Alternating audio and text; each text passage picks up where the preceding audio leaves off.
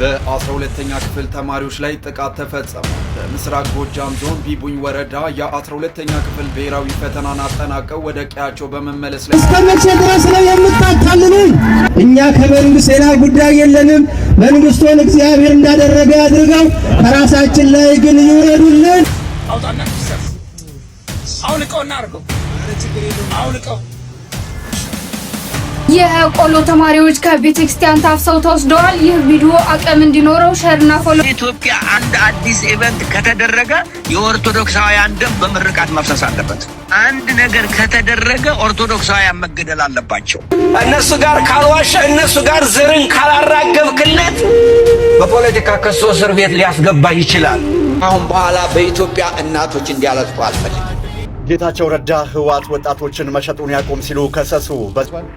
የመቀለ ከተማ ጸጥታ በፌደራል መንግስት ስር ነው የሚለው ፕሪቶሪያ ስምምነቱ።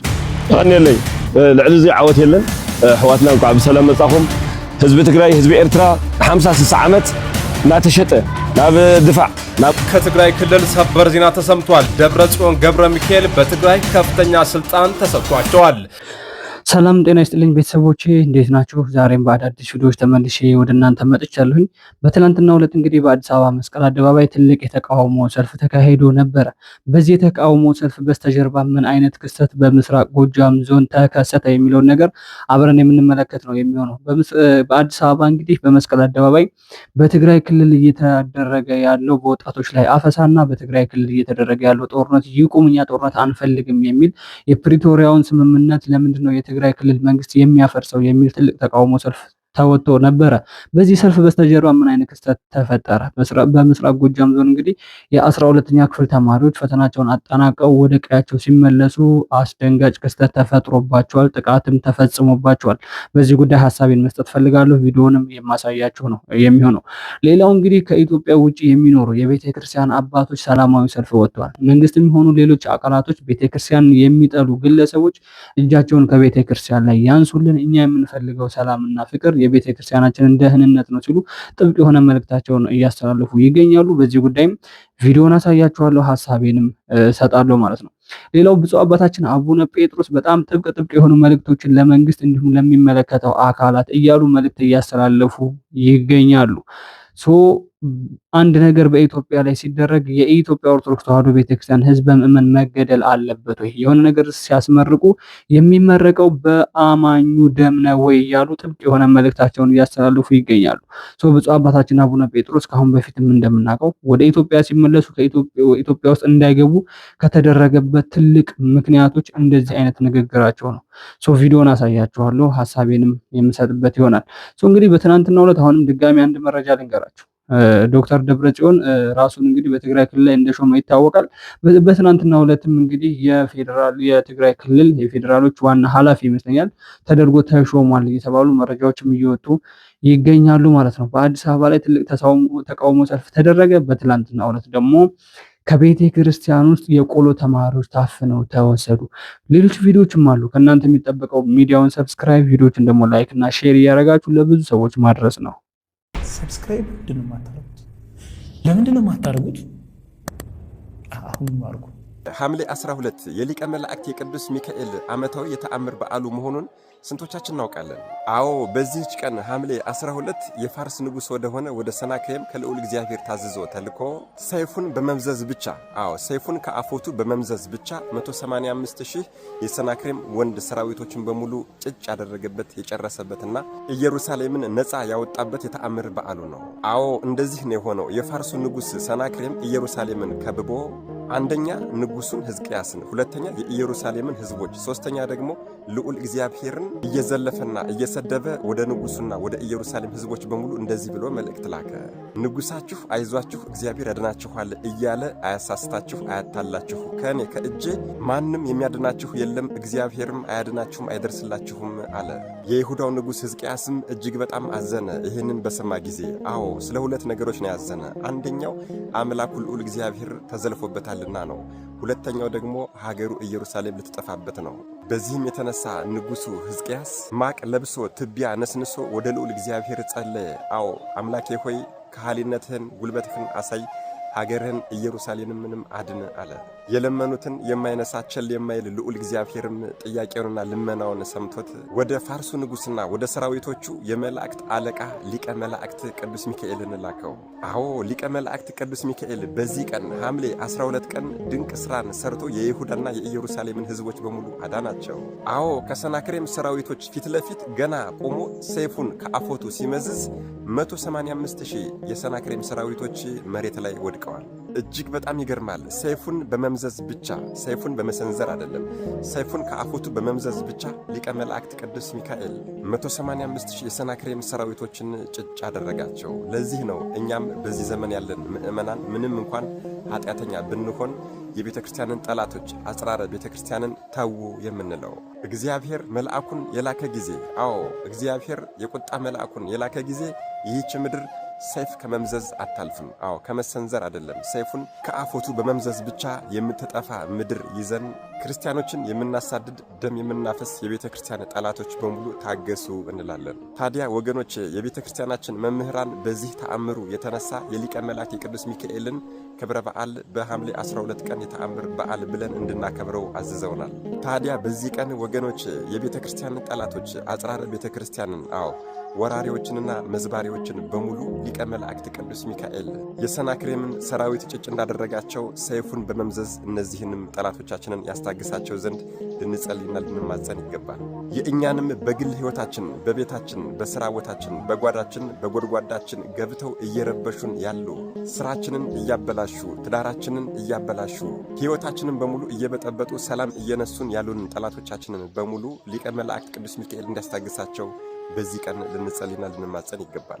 ምክንያቱም በዓሉን ያከበረ ስሙን የጠራ በቃል ኪዳኑ የተማመነ በስሙ የተማጸነ በሙሉ በአይን ጥቅሻ ፈጥኖ እንደሚደርስና እንደሚራዳን ቃል ኪዳን ስለተገባልን ነው። እንግዲህ የሚያውቁትን ለማያውቁት ማሳወቅ በጎነት ነውና አደራ ይሄ ቪዲዮ ለሁሉም ሰው ተዳርሶ የሊቀ መላእክት የቅዱስ ሚካኤልን የተአምሩን በዓል ያከብሩ ዘንድ በደንብ አድርጋችሁ ኮፒ ሊንክ አድርጉት። ለቤቱ አዲስ ሆናችሁ ፎሎ ማድረግ እንዳይረሳ። መድኃኔዓለም ኢየሱስ ክርስቶስ ከሊቀ መላእክት ከቅዱስ ሚካኤል ረድኤት፣ በረከት፣ ምልጃ፣ ቃል ኪዳን ፍቅር አይለየን። አሜን። ይቆይ። ቤተ ክርስቲያናችን መላእክቶችን እንደየክብራቸው ታመሰግናቸዋለች፣ ታወድሳቸዋለች። እንኳን ለመልአኩ ለቅዱስ ሚካኤል ክብረ በዓል በሰላም አደረሳችሁ ማለት እወዳለሁ። ወደ ብፁዕ አባታችን ወደ አቡነ ጴጥሮስ ወደ አስተላለፉት ጥብቅ መልእክት ከመሄዳችን በፊት ዛሬ ሶሻል ሚዲያ ላይ ዞር ስል አንድ ክስተት አየሁ። ይሄን ነገር የእውነት በእንደዚህ አይነት ልክ ሰዎችን መመዘን አስፈላጊ ነው ወይ? በእንደዚህ አይነት ልክ ከጨርቅና ከቀለም ጋር ያለን ችግር ምንድነው የሚል ነገር ጭንቅላቴ ውስጥ እንዲፈጠርብኝ ያደረገ ይህን ቪዲዮ ሶሻል ሚዲያ ላይ ሳይ በጣም ነው ያዘንኩት። ልጁ የሚተዳደረው ዋይብስ ወይም የመኪና መስተዋት መጥረጊያ በመሸጥ ነው የሚተዳደረው። በዝናብም በፀሐዩም በብርዱም እየተፈራረቀበት ይህን የዝናብ መጥረጊያ ለህዝብን በማገልገል ሌላ ቦታ ሄዶ ከሚገዙት የተወሰነ ነገር እያተረፈ ለመኪኖች እየሸጠ ነው የሚተዳደረው። ይህንን ልብስ እንግዲህ ቲሸርቱ እንደምትመለከቱት አረንጓዴ፣ ቢጫ፣ ቀይ ባንዲራ አለበት። ከዛም ከታች የሆነ ፎቶ አለ። የቴዎድሮስ ሊሆን ይችላል፣ የጨሚኒክ ሊሆን ይችላል፣ ሀጫሉ ሊሆን ይችላል። ብቻ ፎቶ አለበት። ያንን ቲሸርት ለምን ለበስክ ተብሎ ነው እንደዚህ እያጎፋጨለው ያለው ማለት ነው። እኔ አንዳንድ ጊዜ ያልገባኝ ነገር ችግሩ ከጨርቁና ከቀለሙ ነው ወይ? በጣም ትልቅ ጥያቄ ጭንቅላቴ ውስጥ የፈጠረብኝ ነገር ስላለ ነው። ችግሩ ከጨርቁና ከቀለሙ፣ ጨርቁ ላይ ያለው እኮ ቀለም ነው። ጨርቁ ላይ ያለው እኮ ፎቶ ነው። ሜቢ አሁን ይሄ ልጅ የለበሰው ምናልባት በእርካሽ ገዝቶት ሊሆን ይችላል፣ ተቸግሮ ነው የሚሆነው። ይሄ ልጅ የለበሰው ፖለቲካ ነክ እየሰራ አይደለም፣ ወይንም ፖለቲከኛ ሆኖ አይደለም፣ ወይንም ይሄ የለበስኩት ነገር ወደ ፖለቲካ ውስጥ ይጨምረኛል ብሎ አስቦ አይደለም። ጨርቅነቱ ደስ ስላለውና ቀለሙ ስላማረው ነው። ይሄ ማለት በትልቅ አገነዛዘብ በነገራችን ላይ የኢትዮጵያን ባንዲራ ጥላ ወይንም የኢትዮጵያ ጀግኖች አርበኞችንም ጥላቸው እነሱንም አውግዛቸው የሚል ነገር መልእክት እያስተላለፉበት እንደሆነ ነው የሚያሳየው ማለት ነው። ይሄ ጨርቅ ከመልበሱ አልፎ ተርፎ ሜቢ ይሄ እኮ ከኢትዮጵያ ውጭ ያሉ ትውልደ ኢትዮጵያውያን ያልሆኑ ሌሎች ዜግነት ያላቸው ሰዎች እኮ በኢትዮጵያ ባንዲራ በጣም ነው የሚቀኑት፣ በጣም ነው የሚያምራቸው። ሜቢ እዛ ፎቶ ላይ ያለው እኮ ጀግኖች ናቸው። ይህችን ሀገር አጽንተው ደማቸውና ፍሰው አጥንታቸውን ከስክሰው ይህችን ሀገር ለዚህ ያበቁ ጀግኖች ናቸው እዛ ፎቶ ላይ ያሉት።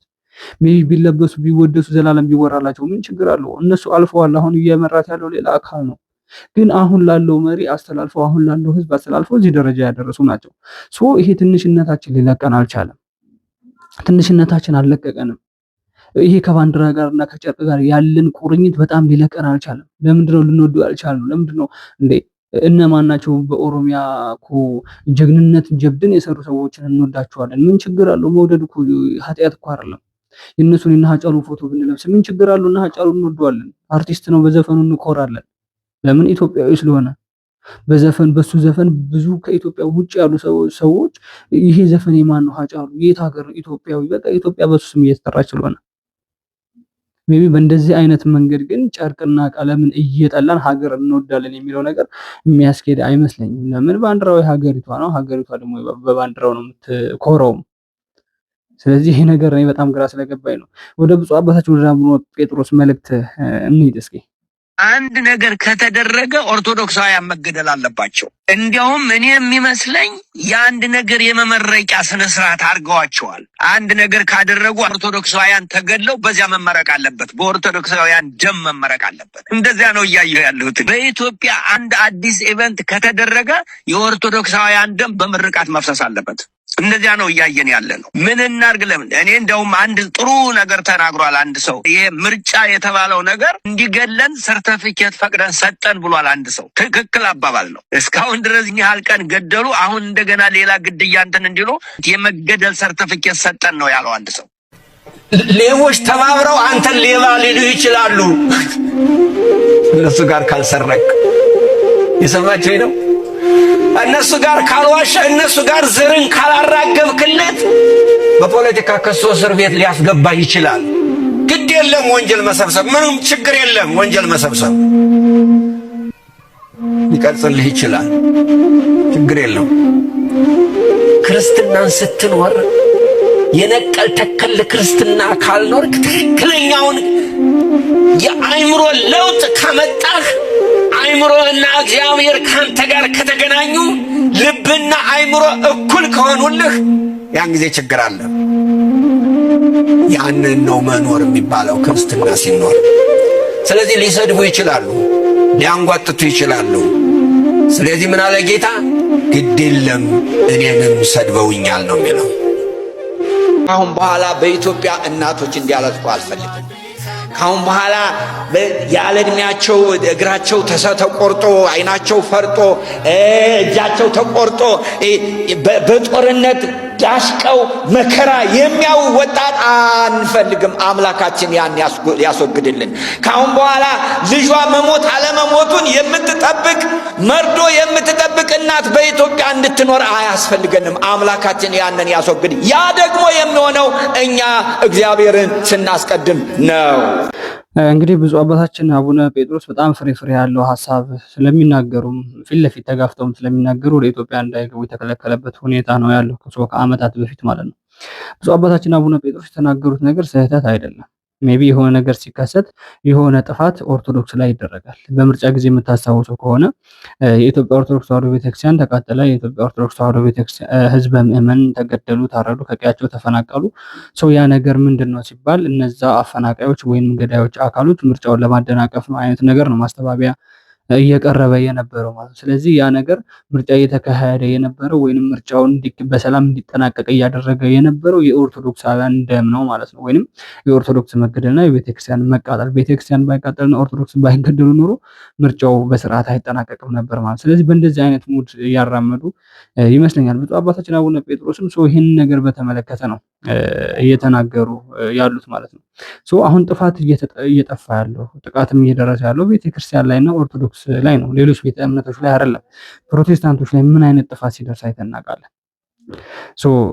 ምንም እንደውም አዲስ አበባ አካባቢ የሆነ ቦታ 49 ነው ምናምን የሚባል አካባቢ ላይ አንድ አጥር ፈረሰ ተብሎ ሀገር ያዝልኝ የተባለበት ሁኔታ ነበር። አርሲ ላይ ግን ነፍ ኦርቶዶክሳውያን ሲገደሉ 100 ምናምን ዓመት የቆየ ቤተክርስቲያን ሲቃጠል ምንም አይነት መግለጫ ከማስተባበያ ውጪ ይወጣ አይደለም። እንደነዚህ አይነት አባቶች የሚናገሩ ለቤተክርስቲያናቸው የሚቆሙ ለህዝባቸው የሚቆረቆሩ ብፁዓን አባቶች ደግሞ በአንድም በሌላ መንገድ ለአገልግሎት የሚሆኑ ከኢትዮጵያ ከወጡ በኋላ እንዳይመለሱ የሚደረግበት ሁኔታ ነው እየተመቻቸ ያለው። ስለ እናቶች የተናገሩት ንግግር በጣም ተመችቶኛል። ካሁን በኋላ በኢትዮጵያ ላይ ምንም አይነት እናት ሲያለቅስ ማየት አልፈልግም ያሉት በጣም ነው የተመቸኝ። ለምን በአሁኑ ሰዓት እናቶች እያለቀሱ ነው? አዎ ጥያቄ የለውም። እናቶች ልጆቻቸውን በገንዘባቸው እየገዙ ነው? አዎ ጥያቄ የለውም። የትግራይ እናቶች በአሁኑ ሰዓት መከራ ላይ ናቸው። ከትናንት ወዲያ የተደረገው እኮ ሰላማዊ የተቃውሞ ሰልፍ ልጆቻችንን ተውልን፣ ጦርነት አንፈልግም፣ ልጆቻችንም ጦርነት አይፈልጉም የሚል ነው። ይሄን ነገር ማን ነው እንዲከሰት ያደረገ የነበረው የሚታወቅ ነገር ነው። የስልጣን ሽኩቻ ወይንም የስልጣን ሹመት ያላስማማቸው መንገድ ስለነበረ ማለት ነው። በዚህ መሀል ግን እየተጎዳ ያሉት ቤተ እምነቶችና ድሃው ማህበረሰብ ነው እየተጎዳ ያለው። በአንድም በሌላ መንገድ በትልቅ መሳሪያ በምንም ይሁን ቤተ እምነቶች ይመታሉ። ከዚያ በኋላ በግድ ታፍሶ የሚገባውም ወዶ የገባውም ህዝበ ምዕመን ድሃውም መሮት የገባውም ስራ ያጣውም ይጨፈጨፋል፣ ያልቃል፣ ይሞታል። ባለስልጣኖች በወንበራቸው ላይ የሚቀጥሉበት ሁኔታ ነው እየተመቻቸ ያለው። ለምን ያለፉትን አመታቶች ብናስታውስ በእንደዚህ አይነት መንገድ ስለሆነ እየተራመዱ የነበሩት ማለት ነው። ስለዚህ ብፁዕ አባታችን አቡነ ጴጥሮስ ስህተት ነው የተናገሩ የምትሉ ካላችሁ ኮመንት ላይ መጻፍ ትችላላችሁ ማለት ነው።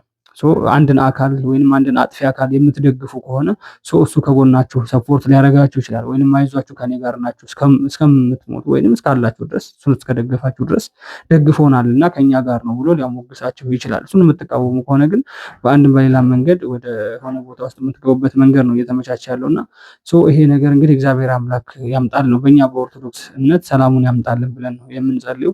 ብፁዕ አባታችን እድሜና ጤና ይስጥልን። እንደው ኢትዮጵያ መጥተው ቢያገለግሉ ይሄን ነገር ኢትዮጵያ ወንጌል ቢሰብኩ እንዴት ደስ ባለን ነበረ። ለምን ያሳለፉን አመት ስለምናስታውሰው ለምን ወደ ኢትዮጵያ እንዳይገቡ እንደተከለከሉ ሁሉም ነገር የሚታወቅ ነገር ስለሆነ መንግስትን አይፈሩም ሲናገሩ፣ ባለስልጣናትን አይፈሩም፣ የቤተክርስቲያን አባቶችን አይፈሩም። በቤተክርስቲያን ላይና በህዝብ ላይ መጥፎ ነገር የሚያደርሰውን ሙሉ ለሙሉ የሚቃወሙ ብፁዕ አባት ናቸው። እድሜና ጤና ይስጥልን። ከኢትዮጵያ ውጭ ያሉ አባቶች በምን አይነት መንገድ ሰላማዊ ሰልፍ ሊወጡ ቻሉ? ድምጻቸውስ ምንድን ነው የሚመስለው የሚለውን ነገር እንመልከት እስኪ። እስከ መቼ ድረስ ነው የምታታልሉን? እኛ ከመንግስት ሌላ ጉዳይ የለንም። መንግስቱን እግዚአብሔር እንዳደረገ ያድርገው። ከራሳችን ላይ ግን ይውረዱልን፣ ከራሳችን ላይ ይውረዱልን። አባቶቻችን አይጉላሉ። የሚያሳፍር ነው። አባቶች በየሀገረ ስብከታቸው ሲሄዱ በጥበቃ ኃይል ወደ አዲስ አበባ በማጉላላት ያውም በእስር ቤት በማቆየት የምትመልሷቸው ይሄ ለምን ተደረገ ስንል ማን አይደለንም ትሉናላችሁ። ኧረ ስለ እግዚአብሔር የእናንተን ውሸት መስማት ደከመን፣ ጆሮአችን ሰለቸው። እስከ መቼ ድረስ ነው የምታታልሉን? አዎ እስከ መቼ ድረስ ነው የምንታለለው? ትዕግስትም ልክ አለው። ስለዚህ እኛ ያለን ሁለት ነገር ነው፣ ሀገርና ሃይማኖት። ከዚያ ውጭ የለንም። ስለዚህ እጃችሁን ከቤተ ክርስቲያን አንሱ። እንግዲህ የቤተ ክርስቲያን አባቶች በእንደዚህ አይነት መልኩ ነው ድምጻቸውን እያወጡ ያሉት። መንግስትን እርግማን አይደለም፣ መንግስትን ይድፋልን ይግደለልን አይደለም። መንግስትን እግዚአብሔር አምላክ እንዳደረገ ያድርገው። እነሱ ግን እጃቸውን ከቤተ ክርስቲያንና ከህዝበ ምዕመኑ ላይ ያንሳልን። እጃችሁን ከቤተ ክርስቲያን ላይ አንሱልን፣ ቤተክርስቲያናችንና ህዝበ ምዕመናችንን አትንኩብን እያሉ ነው እየተማጸኑ ያሉት። ይሄ እኮ ልመና ጭምር እኮ ነው። አትግደሉን፣ በቃ ልመና እኮ ነው። ቤተክርስቲያናችንን አታቃጥሉብን፣ ልመና ጭምር ነው እየለመኑ ያሉት።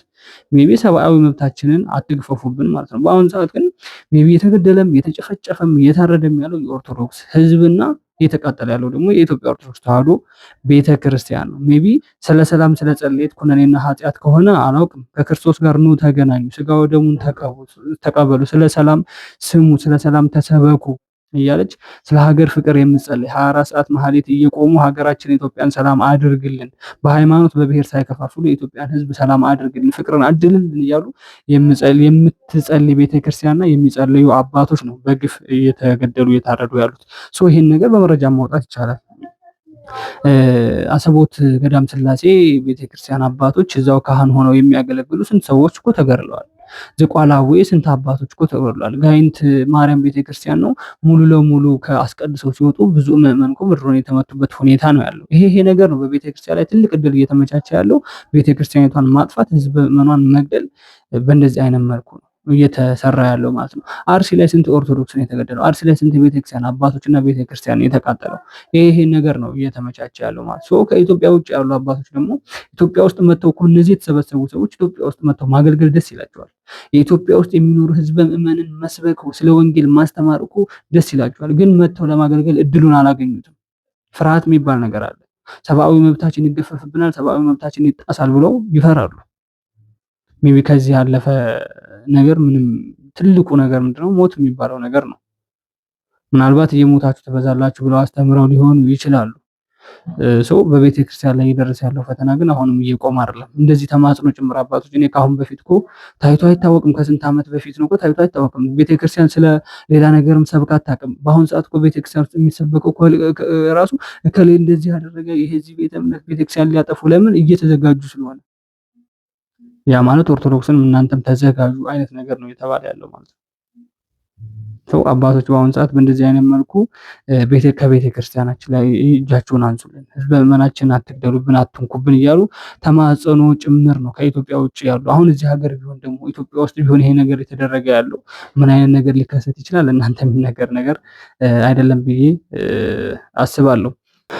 እንግዲህ ይሄ ከታች የምትመለከቱት ምስል በትናንትናው ዕለት በአዲስ አበባ ስቴዲየም መስቀል አደባባይ አካባቢ የነበረ የህዝብ የተቃውሞ ሰልፍ ነበር። ተቃውሞ እየወጡ የነበሩት ደግሞ በትግራይ ክልል እየታፈሱ ያሉ ወጣቶች፣ በትግራይ ክልል እየተአፈኑ ያሉ እናቶች፣ በትግራይ ክልል እየተደረገ ያለው ጦርነት ይቁም፣ እኛ ሰላም ነው የምንፈልገው ጦርነት አንፈልግም እያሉ የትግራይ ክልል በጣም ጭንቀትና ህዝብ ላይ ነው በጣም ችግር ላይ ነው ተብሎ ሰላማዊ ሰልፍ የተወጣበት ሁኔታ ነበረ። ከዚህ ከሰላማዊ ሰልፍ ጀርባ ምን አይነት ክስተት ነው ወደ ሰሜኑ ክፍል የተፈጠረው የሚለውን ነገር ነው የማሳያችሁ ማለት ነው። ይሄ እንግዲህ በትግራይ ክልል እንደምናስታውሰው አመታቶችን ወደኋላ ዞር ብለን ብናስታውስም በጣም ብዙ ወጣቶች እንደተረሸኑ ከነዛ ወጣቶች አልፎም ተርፎ የተረፉት ደግሞ ትልቅ እድል የተመቻቸላቸው በክራንች የመሄድ እድል እጃቸውና እግራቸው የመቆረጥ እድል ነበር የተመቻቸላቸው። በአሁኑ ሰዓት እንግዲህ በግዳጅ ጦርነት ውስጥ ገብታችሁ ወንድሞቻችሁን ካልወጋችሁ ሀገር ካላፈረሳችሁ የሚል በጣም ትልቅ ትንቅና ትግል እንደተፈጠረ ይታወቃል። እዛ ክልል ላይ ያሉ ወጣቶች ደግሞ እኛ ጦርነትን አንፈልግም የምንፈልገው ሰላም ነው ብለው ኮብልለው በሚሄዱበት ጊዜ እየታፈኑ ካለበት ትምህርት ቤት ውስጥ የሚማሩ የቆሎ ተማሪዎች ተምረን ቤተክርስቲያን እናገለግላለን፣ ካህን እንሆናለን፣ ስለ ሰላም እንሰብካለን የሚሉ ቆሎ ተማሪዎች ጭምር የታፈኑ በግድ ወደ ጦርነት የማገዷቸው መሳሪያ እንዲሸከሙ እያደረጓቸው እንደሆነ ይታወቃል። ያ ነገር ይቁም በማለት ትልቅ የሰላማዊ ተቃውሞ ሰልፍ ወጣ። ከዚህ በስተጀርባ ግን በሰሜኑ ክፍል ምንድን ነው የተፈጠረው?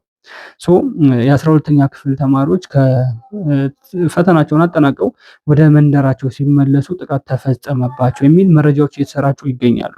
በ12ኛ ክፍል ተማሪዎች ላይ ጥቃት ተፈጸመ። በምስራቅ ጎጃም ዞን ቢቡኝ ወረዳ የ12ኛ ክፍል ብሔራዊ ፈተናን አጠናቀው ወደ ቀያቸው በመመለስ ላይ የነበሩ ተማሪዎች ላይ በደረሰ ጥቃት 5 ተማሪዎች ላይ ከባድ የአካል ጉዳት እንደደረሰባቸው ተሰምቷል። ጥቃቱ የተፈጸመው በታጣቂዎች መሆኑ የተነገረም ሲሆን በሰላማዊ ተማሪዎች ላይ የተፈጸመው ጥቃት በጽኑ እየተወገዘና የቆሰሉ 5 ተማሪዎችም በቢቡኝ ሆስፒታል የሕክምና እርዳታ እየተደረገላቸው ይገኛልም ተብሏል። አሁን በተሰማ አሳዛኝ መረጃ ፈተና ጨርሰው ሲመለሱ ተማሪዎች በጥይት ስለመቁሰላቸው ተሰምተዋል። በምስራቅ ጎጃም ቢቡኝ ወረዳ አሳዛኝ ድርጊት ተፈጽሟል። የ12ኛ ክፍል ብሔራዊ ፈተናቸውን በስኬት አጠናቀው ወደ ቤተሰቦቻቸው በደስታ የተመለሱ የነበሩ 5 ንጹሐን ተማሪዎች ላይ ታጣቂዎች በከፈቱት ጥቃት ከባድ ጉዳትም ደርሶባቸዋል። ድርጊቱ የተፈጸመው ቢቡኝ ወረዳ ግርግራድ ተብሎ በሚጠራው አካባቢ ነው። ተማሪዎቹ በአሁኑ ሰዓት በቢቡኝ ሆስፒታል ለሕይወታቸው የታገሉ ስለመሆኑም ተሰምተዋል። ይህ በሰላማዊ ተማሪዎች ላይ የተፈጸመ ጥቃት ብዙዎችን እያስቆጣም ይገኛል። ፈጣሪ ለተማሪዎቹ ምሕረቱን ይላክላቸው። ድርጊቱን የምታወግዙ ኮመንት ላይም ድምጻችሁን አሰሙ። የቆሎ ተማሪዎች ከቤተ ክርስቲያን ታፍሰው ተወስደዋል። ይህ ቪዲዮ አቅም እንዲኖረው ሸርና ፎሎው እያደረጋችሁ በመቀሌ ከተማ የቅዱስ ገብርኤል ካቴድራል ቤተክርስቲያን ተማሪዎች የፈለገ ሕይወት ተማሪዎች በህወሓት ታጣቂዎች ታፍሰው እንደተወሰዱ ነው የተገለጸው። ታዲያ ከተማሪዎቹ መካከል የቅኔ የአቋቋም የዝማሬና የተለያዩ አገልግሎቶች ላይ የሚሳተፉ ተማሪዎችም እንዳሉበት ተነግሯል። በትግራይ የሚካሄደው አፈሳ ለአሳሳቢ የሆነ ይገኛል። ይህ ቪዲዮ ለሁሉም ሰው እንዲደርስ አሁን በነገራችን ላይ በጣም ግራ የሚያጋባ ነገር ነው። የሁለቱም የተመለከታችሁት ቪዲዮ ከትላንትና የሰላማዊ ሰልፍ በስተጀርባ የተደረገ ትልቅ ክስተት ነው። ትላንትና እኛ ሰላም እንፈልጋለን ጦርነት አንፈልግም ብሎ በመስቀል አደባባይ ህዝቡ ግልብጥ ብሎ ወጣ። ከሱ በስተጀርባ ደግሞ በምስራቅ ጎጃም ዞን ተማሪዎች ላይ ጥቃት ተፈጸመ። እነዚህ ተማሪዎች ምን እንዳጠፉ አይታወቅም። እነዚህ ተማሪዎች ገና ተምረን ቤተሰቦቻችንን እንመራለን፣ ሀገር እናስተካክላለን፣ ተምረን የሆነ ደረጃ እንደርሳለን ብለው እየተማሩ እየለፉ እየጣሩ ያሉ ተማሪዎች ናቸው። እነዚህን ተማሪዎች እንደውም የሆነ አካል ጥቃት ለማድረስ ቢደርስ እንደውም ያንን ተከላክሎ ማሳለፍና ወደ መንደራቸው ወደ ቤተሰቦቻቸው የመቀላቀል ትልቅ ድርሻ ያለባቸው እዛ ክልል ያሉ ታጥቀናል የሚሉ ኃይሎች ናቸው ብዬ አስባለሁ። በአሁኑ ሰዓት ግን ተማሪዎችን እንኳን አገኘናቸው ለምንድን ነው የሚማሩት? የሚማሩት በመንግስት ደረጃ አይደለም። ተምረውስ ነገ ከነገ ወዲያ ደግሞ ከዚህ ከመንግስት ጋር ሊቀላቀሉ አይደለም ወይ እየተባለ ትልቅ ጥቃት እየደረሰባቸው እንደሆነ ይታወቃል። ምስራቅ ጎጃም ላይ እንግዲህ በእንደዚህ አይነት መልኩ ትናንትና አዲስ አበባ ላይ ሰላማዊ ሰልፍ፣ ምስራቅ ጎጃም ላይ ደግሞ ተማሪዎች ላይ ጥቃት ማድረስ በጣም ትንሽነት ነው ብዬ አስባለሁ። በነገራችን ላይ ተማሪዎች ላይ በእንደዚህ አይነት መልኩ ገና የሚማሩ አንድ ፍሬ ልጆች ላይ ገና ተምረን የሆነ ደረጃ እንደርሳለን፣ ቤተሰብ እንመራለን፣ እናስተዳድራለን የሚሉ ተማሪዎች ላይ ገና ካሁኑ እድሜያቸው እንዲቀጭ ማድረግ፣ እየፈሩ እንዲኖሩ ነገ ከነገ ወዲያ ጭንቅላታቸው ላይ የተሳለው ነገር ነገ ከነገ ወዲያ አድገው የሆነ ደረጃ ላይ ደርሰው የሆነ ስልጣን ላይ ተቀምጠው ትናንትና እኮ ያሳለፍነው ነገር ይሄ ነበረ፣ በእንደዚህ አይነት ብሔር በእንደዚህ አይነት የታጠቁ ኃይሎች እጅና እግራችን ተመቷል የሚለው ነገር አብሮ ባያድግባቸው በጣም የተሻለ ነበረ። ሁለተኛ ላይ ያለው ቪዲዮ ደግሞ የቆሎ ተማሪዎች ናቸው። እንግዲህ እነዚህ የቆሎ ተማሪዎች ተምረን ቅኔውን ጨርሰን ቤተክርስቲያናችንና ህዝበ ምዕመናችንን እናገለግላለን፣ ከዛም አልፎ ተርፎ ለኢትዮጵያ ኦርቶዶክስ ተዋሕዶ ቤተክርስቲያን እንቁ መምህርም እንሆናለን ብለው ቆሎ እየቆረጠሙ የሆነ ዳስ ቤት ውስጥ እያደሩ ስለ ቤተክርስቲያናቸው ብለው ለቤተክርስቲያናቸውና ለክርስቶስ በመገዛት በእንደዚህ አይነት መልኩ እየተማሩ የነበሩ ተማሪዎች ናቸው። ሜቢ በቤተክርስቲያን ገና ከታች ጀምሮ ቤተክርስቲያን ወንጌል የሚማሩ ከዛ ይሄን ወንጌል ተምረን ደግሞ ቀጣይ ለሚመጣው ትውልድና ለሚመጣው ጄኔሬሽን ወንጌልን እናስተላልፋለን፣ ወንጌልን እናስተምራለን ብለው ቤተክርስቲያን ውስጥ የሚማሩ ቆሎ ተማሪዎችን ጭምር አፍሶ ወስዶ ጦርነት ውስጥ መማገድ በጣም ትልቅ ክስተትና ስህተት ነው ብዬ ነው የማምነው። እነዚህ ተማሪዎች ቤተክርስቲያን ውስጥ የሚማሩት እኮ ስለ ሰላምና ስለ ፍቅር ነው የሚሰብኩት፣ ስለ ጦርነት አይደለም የሚሰብኩት። መሳሪያን አይባርኩም፣ መስቀልን ነው የሚባርኩት። በመሳሪያ መባረክ የለባቸውም፣ በመስቀል ነው መባረክ ያለባቸው።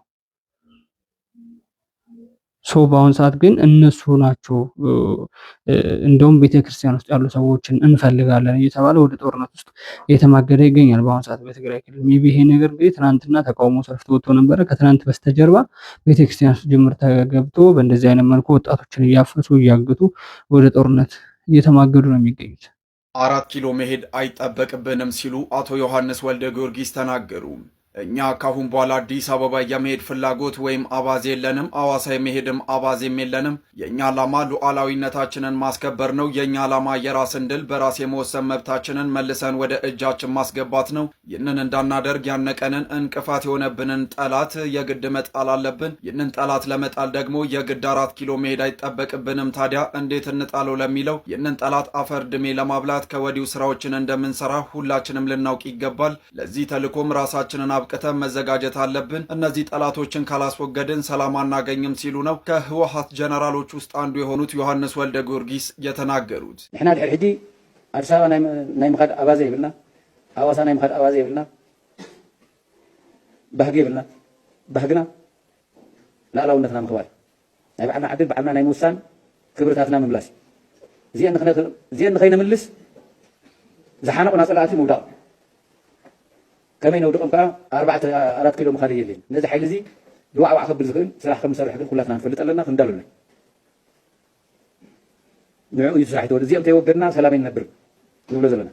ይህ በእንዲህ እንዳለ ታዲያ በዛሬው ዕለት በአዲስ አበባ የትግራይ የሰላም ለውጥ ምክር ቤት አፈሳ ይቁም ሰላም ይስፈን በሚል መሪ ሐሳብ በተዘጋጀው ሰላማዊ ሰልፍ ላይ በአዲስ አበባና በአካባቢው የሚኖሩ የትግራይ ክልል ተወላጆች፣ የሲቪክ ማህበራትና የተለያዩ ማህበረሰብ ክፍሎች ሰላማዊ ሰልፍ በመውጣት በህወሓት ቡድን የተጣለው አፋኝ አዋጅ በአስቸኳይ ይነሳ፣ ጦርነት ይብቃ፣ ሰላም ለትግራይ ህዝብ ምርጫ ነው፣ ወጣቶች ለጦርነት ዓላማ በኃይል እየታፈሱ መወሰዳቸው ይቁም፣ ጦርነት ይብቃ፣ ስደት ይበቃናል፣ የፕሪቶሪያ ስምምነት ሙሉ በሙሉ ይከበር በማለት ድምጻቸውን ሲያሰሙ ውለዋል።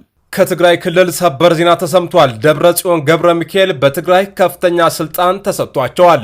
በዚህም የትግራይ ተዋጊ ኃይል ዋና የበላይ አዛዥ በመሆን ተሾመዋል። ጊዜያዊ መንግስቱን በማፍረስ የራሱን አስተዳደር የመሰረተው የህወሓት ቡድን በትላንትናው ዕለት በክልሉ የሚተገበር አፋኝ ረቂቅ አዋጅ ማጽደቁ ይታወሳል። እንደ ሻዕቢያ ሁሉ ወታደራዊ ግዳጅን ግዴታ የሚያደርገው ይህ አዋጅ ታዲያ አንድ ልብ ያልተባለ ስልጣንን ለደብረጽዮን ገብረ ሚካኤል ሰጥቷል። አንድ አፍታ ሚዲያ በተመለከተው በዚህ አዋጅ ላይ የክልሉ ፕሬዝዳንት የክልሉ ተዋጊ ኃይሎች የበላይ አዛዥ እንዲሆኑ ደንግጓል።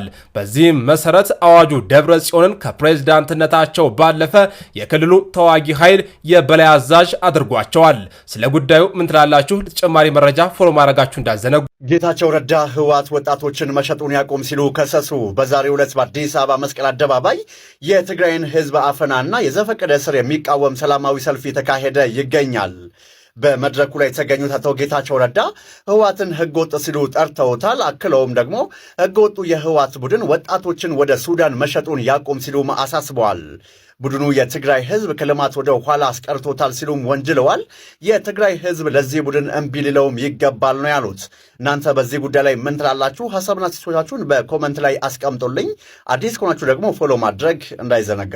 አንየለኝ ልዕሊ እዚ ዓወት የለን ህወሓትና እንኳ ብሰላም መጻኹም ህዝቢ ትግራይ ህዝቢ ኤርትራ 50-60 ዓመት እናተሸጠ ናብ ድፋዕ ናብ ሞት ካብ ወፃኢ ትምህርቲ ሓሪሞ هذه توم إرتراويان حواتنا زرخوا نور تجري زرخوا نور نجر تتقالي لنا بتجري أتيلا ممهرهم إسايا زخونو نحو حسابات توم إرترا زلوا حماق نجر كنز استخاخلو حزب إرترا فيهم حزب تجري يتفولوا كرسوا عزي بالله حزب إرترا زت في إسايا سافور كتر حيخونهم ما راح تحوحات حزب إرترا ناو كام باتيهم ناو أوروبا زشتوا ما راح تحوحاتهم إنما اللي زيناو يوم شيء تنبوا سلزي إسايا سافور كن ما راح تحوحاتهم كل جزء مسارحتي مناقدتيهم ህዝቦም ሸይጦም ዘይጸግቡ አረመኔታትዮም ለገበያ ለሰው ጉዳይ ሱዳን ኮርዶፋን ለሚደረግ ውጊያ በብር ተደራድሮ ለአንድ ሰው 300 ለአንድ ሰው 400 ተውሎ ለመሸጥ ከናት በጉልበት ልጅ ዘርፎ የሚሄድ የሀገር ፖለቲከኛ ታይቶ አይታወቅም። እኔ በነገራችን ላይ በዚህ ጉዳይ ያልገባኝ ትልቅ ነገር አለ ማለት ነው። 4 ኪሎን የማይፈልጉት ከሆነ ለምንድን ነው የሚዋጉት? ክልሉን እኮ በራሳቸው እኮ አድርገዋል። ክልሉን እኮ እየመሩት እኮ ነው። ክልሉን እኮ እያስተዳደሩት ነው። እዛ ክልል ላይ ያሉ ወጣቶች ናቸው አሁን በሰላም እየኖርን አይደለም፣ በግድ መወጋት አለባችሁ፣ በግድ መፋጀት አለባችሁ፣ መሳሪያ ማንሳት አለባችሁ፣ ወንድሞቻችሁ ላይ መተኮስ አለባችሁ ተብለን እየተገደድ ነው እያሉ ያሉት ወጣቱ እኮ ነው። ስለዚህ 4 ኪሎን የማይፈልጉት ከሆነ መግባት የማይፈልጉ ከሆነ እዛ ክልል ላይ ያለው ነገር ሁሉ ነገር በእጃቸው አድርገዋል። መንግስትም ለሰላም ሲል ህዝብ እንዳያልቅ ሀገር እንዳይበተን ሲል ዝም ብሎ ሾሟቸዋል፣ ዝም ብሏቸዋል። ሜቢ ለምን እንደሆነ አይታወቅም። ወጣቶች እየተናገሩ ነው። በአሁን ሰዓት 50-60 ዓመት እየተሸጥን ነበር ለሱዳን። ስለዚህ ያንን ነገር ይቆምልን እኮ ነው ያሉት። ወደ ሱዳን መሸጣችንን በገንዘብ መለወጣችን ይቆምልን። እስከዛሬ ይሄ ሚስጥር በነገራችን ላይ ተወጥቶ አይታወቅም። ሜቢ አሁን ሰዓት ግን ወጣቱ በመረረው ጊዜ አወጣው። ወንድም የተሸጡብኛል በገንዘብ የት ሱዳን ሄዶ እንዲዋጋ ይሙት ይዳን የሚታወቅ ነገር የለም። ይሄ ነገር መረረ ስላላቸው ነው። በነገራችን ላይ በትናንትናው ዕለት ከመንግስት ጀምሮ ፍቃድ አግኝተው ሰላማዊ ሰልፍ እኛ ሰላም ነው የምንፈልገው። ትግራይ ክልል ያሉ ወጣቶች በመሸጥና በመገደል አልቀዋል። ትግራይ ክልል ያሉ ታዳጊዎች በአሁኑ ሰዓት ደግሞ እየታፈሱ ወደ ጫካ እየተወሰዱ ስልጠና እየሰለጠኑ ጦርነት እየተማገዱ ነው። ስለዚህ ይሄ ነገር ይቁምልን። አሁን መንግስት ሀገር ለመረበሽ ሲመጡ መንግስት እዛ ላይ የሆነ ጥቃት ማድረሱ አይቀርም። ከዛ በኋላ የሚጎዳው ንጹሃን ነው። በእንደዚህ አይነት መንገድ ነው ስትራቴጂውን እያስቀጠሉ ያሉት። ስለዚህ 4 ኪሎን የማይፈልጉ ከሆነ ክልላቸውን በሰላም ማስተዳደር ነው። ግን እዛ ክልል ላይ በሰላም እያስተዳደሩ ሰላም እየሰጣቸው እኮ አይደለም። ቤተ ክርስቲያን አባቶች፣ ብፁዓን አባቶች ላይ እየተኮሱባቸው ነው። ወጣቱን እያፈሱ ወደ ጫካ እየወሰዱ ነው። የማይወሰደውን ወጣት ደግሞ እምቢ የሚለውን አሻፈረኝ የሚለውን እየገደሉ ነው። እናቶች አንሰጥም ካሉ ከ50 ሺህ እስከ 100 ሺህ እየቀጡ እነሱንም እያሰሩ ነው። እንደዚህ አይነት አምባገነናዊ ድርጊት እያደረጉ እያለ 4 ኪሎን አንፈልግም ማለት በጣም ካልፈለጉ ለምን? ስለዚህ የማይፈልጉ ከሆነ አርፎ ክልላቸውን ብቻ ማስተዳደር ነው ብዬ ነው የማምነው እኔ። የሆነ ዓላማ አለው። አንድ ሰው ሲዋጋ፣ አንድ ሰው ሲከራከር፣ አንድ ሰው ሲጨቃጨቅ የሆነ ንድፈ ሐሳብ ይዞ ነው የሚነድፈው። እዚህ ቦታ ተቀምጬ ይሄን ነገር ባደርገው ለኔ ይጠቅመኛል፣ ለማህበረሰብ የሚጠቅማል። በዚህ ክልል በሁሉም ክልል ተጠልቶ በሁሉም ክልል ተወግዞ 4 ኪሎን አልፈልግም ግን ራሳችን መጣል የምንፈልገውን ነገር እንጥላለን። የት ያለውን ነገር ነው የሚጥሉት? እዛ ትግራይ ክልል ያለውን ወጣት ማጨፍጨፉ ጨረሱ እኮ። ትግራይ ክልል ያሉ ሰዎች እኮ ተፈናቅለው ሄዱ። ትግራይ ክልል ያለው ወጣት እኮ ተሸጠ፣ በገንዘብ ሱዳን ገባ። ትግራይ ክልል ያለው ወጣት ተሰዶ ከኢትዮጵያ ውጭ ወጣ፣ በየበረሃው አውሬ በለው። ይህን ነገር ነው እያስተናገዱ ያሉት የትግራይ ወጣቶች። ብዙዎቻችን የተረዳናቸው አይመስለኝም ብዬ አስባለሁ በአሁኑ ሰዓት። እንደዚህ አይነት መከራና ግፍ እየደረሰባቸው ነው ያሉት። አሁን ግን መከራውና ግፍ በጣም ኃይሎ ሲወጣ በአደባባይ ላይ እባክህ መንግስት ወይ ሰላማዊ ሰልፍ፣ ተቃውሞ ሰልፍ እንውጣ ፍቀድልን አሉ። ፈቀደ መንግስት። ተቃውሞ ሰልፋቸውን አሰሙ። በዚህ በተቃውሞ ሰልፍ ጀርባ ከቤተ ክርስቲያን ውስጥ እየታፈሱ እንደገና ማንም ምንም አያመጣም ተብሎ ራሳቸው እየሾሙ በእነዚህ አይነት መንገድ ስራቸውን እያስቀጠሉ ነው የሚገኙትና እንግዲህ እግዚአብሔር አምላክ ይሄን ነገር በቃ ይለናል። ቤተሰቦቼ የዛሬው ቪዲዮ ይሄንን ይመስላል። ቀጣይ ደግሞ በአዳዲስ መረጃ በአዳዲስ ቪዲዮዎች ተመልሰን የምንገናኝ ተመልሼ የሚመጣ ነው የሚሆነው። እስከዛው ድረስ ሚዲያውን ሰብስክራይብ፣ ቪዲዮዎችን ደግሞ ላይክ እና ሼር እያደረጋችሁ ለብዙ ሰዎች አድርሱልኝ።